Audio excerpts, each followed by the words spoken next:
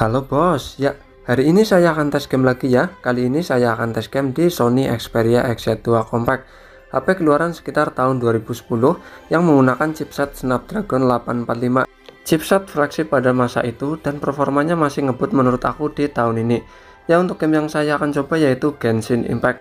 Apakah lancar jaya atau ada kendala buat bermain Genshin Impact di Sony Xperia XZ2 Compact? Oke, kita langsung saja buat bermain Genshin Impact. Bagi yang belum subscribe, monggo di subscribe channelnya bos ya. Oke, seperti biasa ya, di sini saya akan tes untuk grafiknya di Sony Xperia XZ2 Compact. Ya untuk grafik defaultnya dari Sony Xperia XZ2 Compact yaitu menengah. Ini grafik default dari pengaturan Genshin Impact-nya. Ya untuk FPS-nya sendiri ini pengaturan defaultnya yaitu 30 FPS ya. Jadi di sini saya akan menggunakan pengaturan default dari Genshin Impact-nya itu sendiri. Oke, kita lanjut untuk mencari musuhnya ya. Kita war apakah lancar jaya atau ada kendala. Jadi di sini saya akan menceritakan pengalaman saya untuk bermain Genshin Impact di Sony Xperia XZ2 Compact. Oke, bagi yang belum subscribe monggo di subscribe channelnya bos ya. Ya itu ada musuhnya ya. Kita langsung samperin saja. Kita kalahkan musuhnya.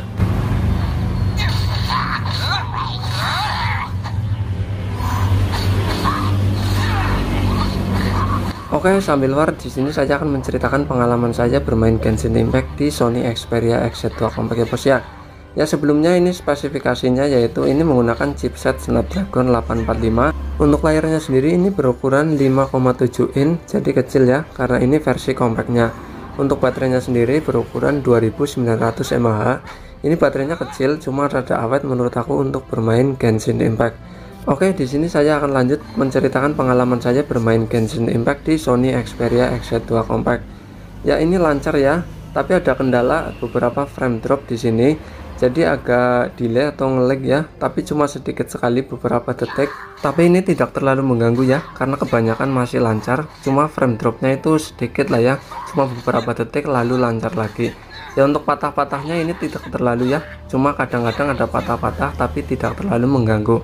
Ya untuk baterainya sendiri menurut aku ini lumayan awet ya. Untuk bermain Genshin Impact full itu sekitar 1 jam lah ya. Jadi menurut aku lumayan awet dengan kapasitas baterai yang kecil cuma 2900 mAh. Ya untuk layarnya sendiri menurut aku ini sangat responsif ya. Jadi tidak ada delay untuk layarnya. Pokoknya untuk layarnya itu bagus menurut aku. Oke, kita lanjut ke suhunya. Ya untuk suhunya sendiri di Sony Xperia XZ2 Compact itu lumayan panas ya menurut aku.